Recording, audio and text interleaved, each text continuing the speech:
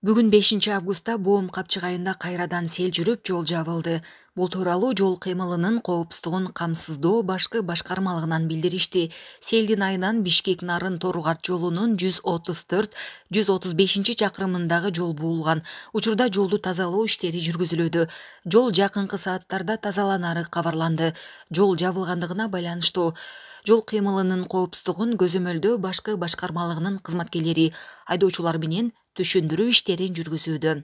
Буга чейин Боом капчыгайында сел жүргөнү жана жол эки тараптуу жабылганы маалымдалган. Өтүп кеттим, элден анча мынча агымдар жүртү, бул полоса жабылып калды.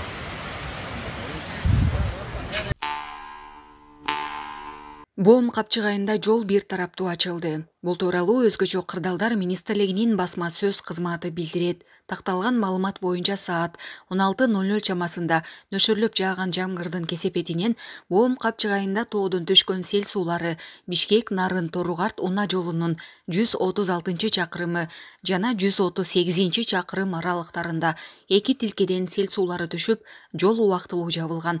Учурда облустарды бириктирген жол бир тараптуу ачылды. Жерине маалыматты тактоо жана тазалоо иш-чараларына көмөк көрсөтүү максатында өзгөчө кырдаалдар министрлигинин Бишкек Нарын Торугарт унаа жолунун 132 чакырымында нөөмөттө турган 4 куткаруучу жана номер 32 жол тейлөө ишканасынан бир жүктөгүч тартылган. Жолдун абалы боюнча кошумча маалымат берилет.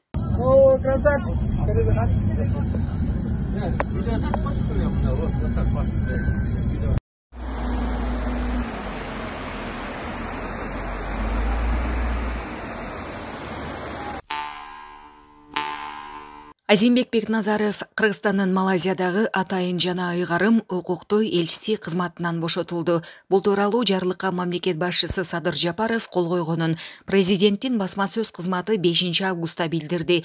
Маалыматта мындай чечим Азимбек Бекназаровдун алдыга коюлган тышкы саясий милдеттерди, анын ичинде Кыргызстан менен Малайзиянын ортосундагы саясий диалогду бекемдөөнү аткара албагандыгына байланыштуу кабыл алынды деп айтылды.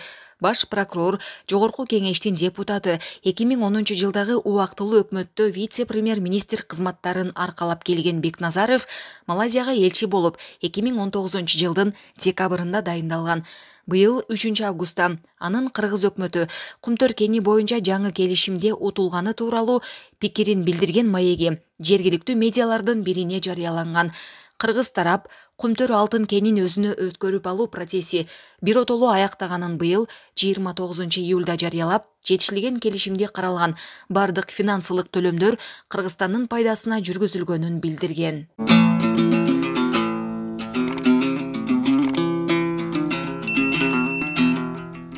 Өзбекстандык жарандын дооматы боюнча Ош аэропортунда иштеген 105 таксист суракка чакырылды.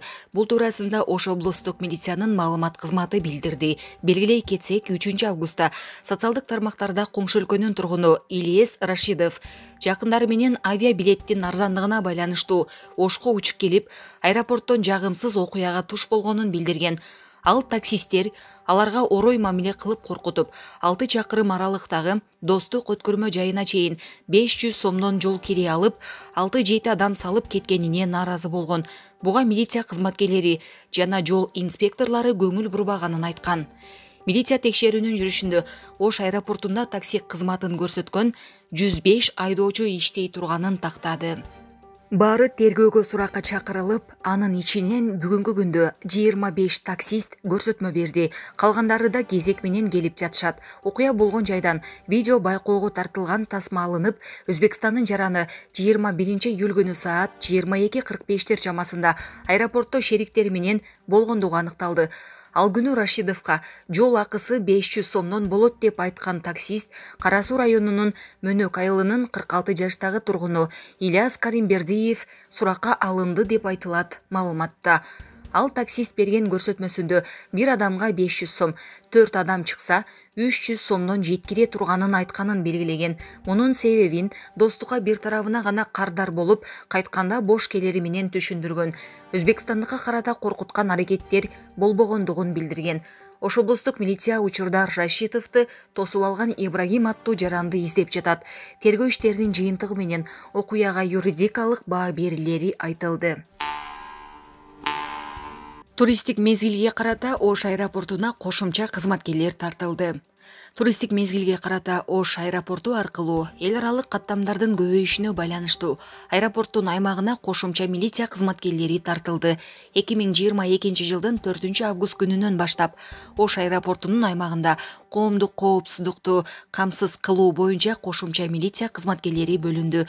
Бөлүнгөн кызматкерлер Ош облустук ички иштер башкармалыгынын кайгыл күзөт кызматынын өзүнчө батальонунун туристик взводунун жана 1-ротасынын милиционерлеринин жана ички иштер министрлигинин атайын багыттагы полкунун жоокерлеринен турган топтор Ош аэропортторунун аймагында өздөрүнө бөлүнүп берилген багыттар боюнча коомдук тартипти көзөмөлдөшөт.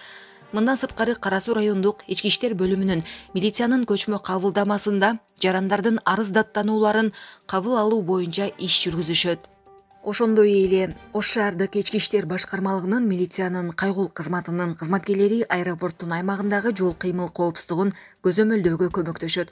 Буга чейин Ош аэропортунда жайгашкан транспорттук милиция бөлүмүнүн кызматкерлеринин өздүк курамы коомдук тартипти көзөмөлдөп келген. Кошумча күчтөрдүн катышуусунда бөлүштүрүү нускама өткөрүлдү. Бөлүштүрүү нускама берүүдө коомдук тартипти сактоодо жарандарга сылык мамиле жасап, мыйзамдуулукту сактоо талап коюлду. Ош облустук ички иштер башкармалыгынын басма сөз кызматы. Таласта Чоң Капка чек ара постунда кезек күткөн унаалар көбөйдү. Талас облусу менен Казакстандын чек арасындагы Чоң Капка постунда кезек күткөн унаалар көбөйдү. Бул тууралуу аймактык кабарчыга айдоочулар билдиришти. Учурда элдин тиккен бактары, мөмө жемиштери түшүм берген мал баары чет жакка ташып жатат. Ошондуктан жүк ташуучу унаалардын кезеги көп. Жүк ташуучу унаалар бир катарга, жеңил унаалар бир катарга тизилип өтүүдө. Жол коопсуздугун камсыздоо бөлүмүнүн кызматкерлери жеринде иш жүргүзүп, тартипти кармап турушат. Унаалар убагында өтүп жатат. Бирок унаанын саны көп болгондуктан көп убакыт күтүп калып жатабыз, дейди алар.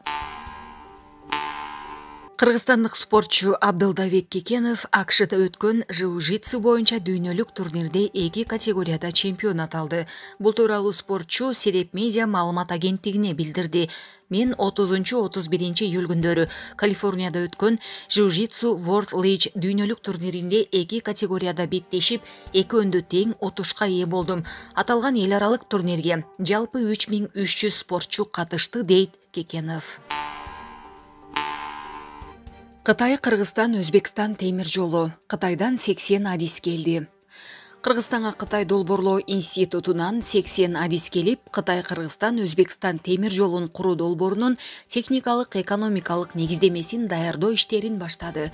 Бул тууралуу Транспорт жана коммуникациялар министрлигинен билдиришти. Маалыматка караганда 4 августта министр Эркинбек Осоев улук инженер Генг Жун башында турган Кытайдын темир жол куруу корпорациясы институтунун өкүлдөрү менен жолуккан. Жолугушуунун жүрүшүндө тараптар темир жол куруу тармагында иштер күчөтүүнүн зарылдыгын белгилешти. Учурда тараптар Кытай, Кыргызстан, Өзбекстан темир жолун куруу боюнча биргелешкен долбоорду ишке ашыруунун үстүнөн активдүү иштеп жатышат. Темир жолду куруунун техникалык, экономикалык негиздемесин биргелешип иштеп чыгуу боюнча келишим түзүлгөн. Кыргызстандын жетекчилиги долбоорду тез арада ишке ашырууга кызыктар. Ошондуктан Транспорт жана коммуникациялар министрлиги долбоордун техникалык, экономикалык негиздемесин мүмкүн болушунча тезирээк иштеп чыгууга күч аракетин жумшоодо, деп айтылат маалыматта. Белгиленгендей, Кыргызстанга Кытайдан 80 атайын адис келип, темир жолду курууга даярдык иштери башталды. Булак репортер Кежи.